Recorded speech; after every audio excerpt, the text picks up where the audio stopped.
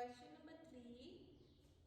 The cost of 2 kg of apples and 1 kg of grapes on a day was found to be 160 rupees. फिर इस question में हमारे पास दो चीजें हैं, एक है एप्पल्स और एक है ग्रेप्स। उन दोनों की टोटल कॉस्ट आपको 160 रुपीज बताई हुई है। तो हम लोग सबसे पहले फर्स्ट लाइन को सॉल्व करेंगे। हम लिखेंगे net cost of 1 kg apples is equal to x and cost of 1 kg grapes is equal to y.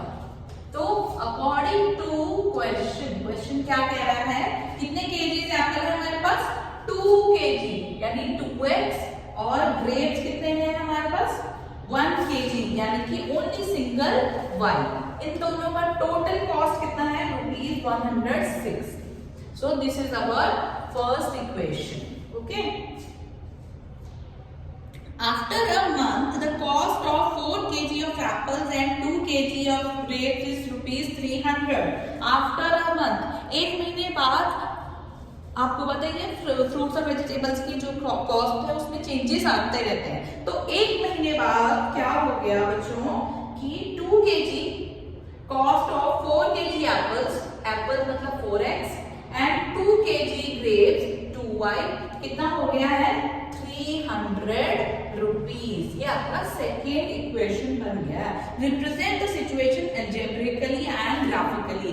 आपने इसको एल्जेब्रिकली रिप्रेजेंट कर दिया है, ठीक है। ये हमारा एल्जेब्रिकली आ गया। अब हम इसको ग्राफिकली करेंगे। तो हम सबसे पहले पहली वाली इक्वेशन लेंगे टू रिप्रेजेंट, हम लिखेंगे टू रिप्रेजेंट ग्राफिकली।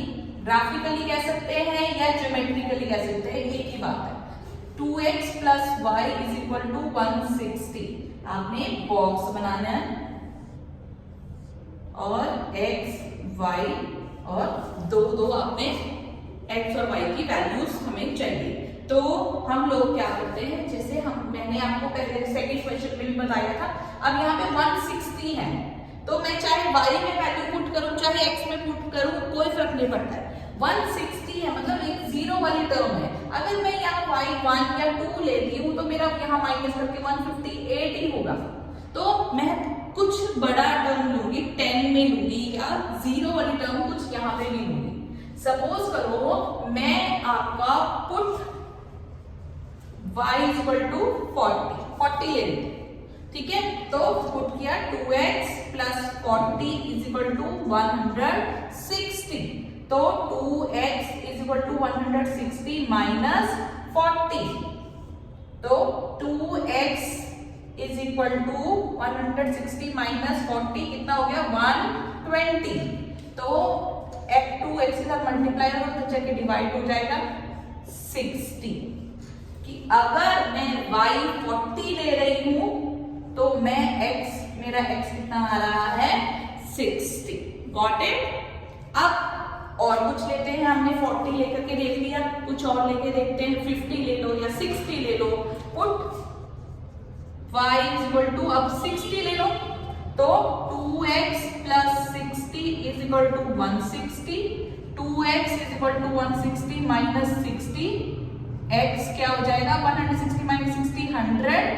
2x के साथ मल्टीप्लाई हो रहा है, इधर जाके डिवाइड हो जाएगा। कितनी आ गई वैल्यू? 50।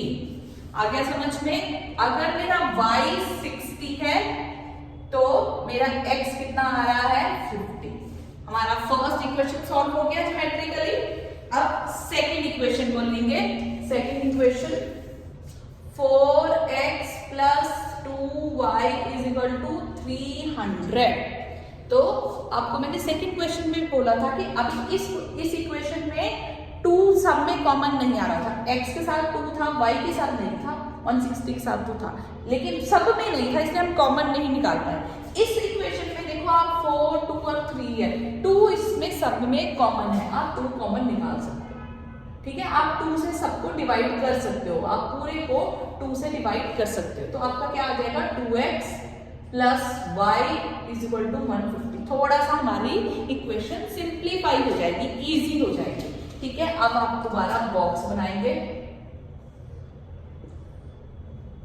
x और y की 2 वैल्यूज निकालना चाहिए।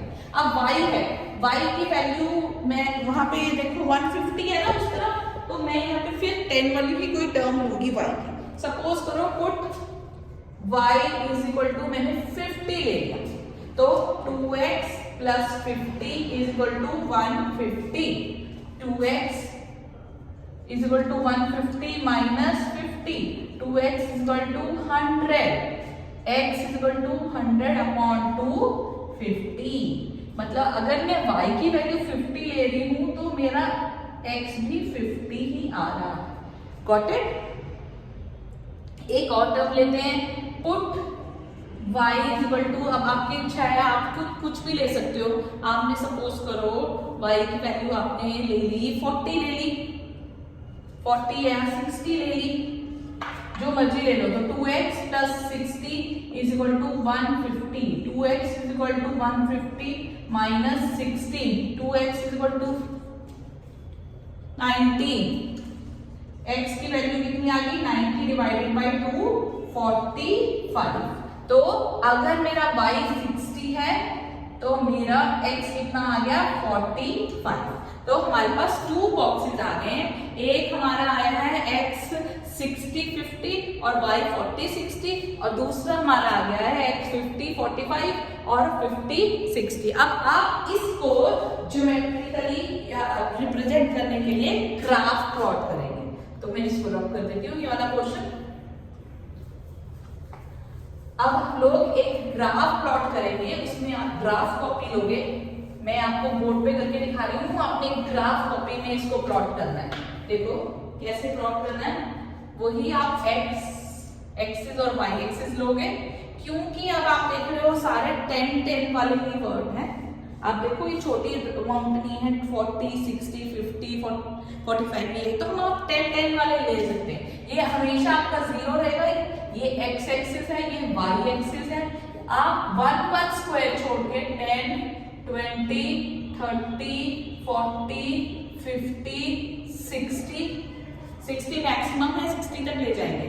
इधर भी आप 10 20 एक बॉक्स छोड़ के 30 40 50 60 तक ले जाएंगे। कोई भी इन दोनों बॉक्सेस में नेगेटिव वाले नंबर नहीं है, तो हमको ये नेगेटिव वाली साइड पे कुछ प्लॉटिंग करने की जरूरत नहीं है। तो पहला बॉक्स देखते हैं, x कितना है 60, y कितना है 40। आपका ये दोनों जाके यहाँ पे मैच हो, 60 एंड 40। दूसरा x कितना है 50 और y कितना है 60, ये आपका यहाँ पे जाके हो गया 50 60, ये करके आपने इसको ज्वाइन कर देना है। ठीक है, दूसरा बॉक्स करेंगे 50, इधर से 50 इधर से भी 50, ये आपका यहाँ पे जाकर के मैच हो रहा है, ये इधर 50 50।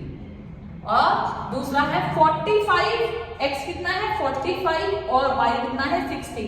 45 आपका 40 और 50 के बिल्कुल सेंटर पे 45, आप इधर से ले जाकर के इसको यहाँ पे 60 पे लिख दोगे, 45 और 60 इसको join. So this is our geometrical representation.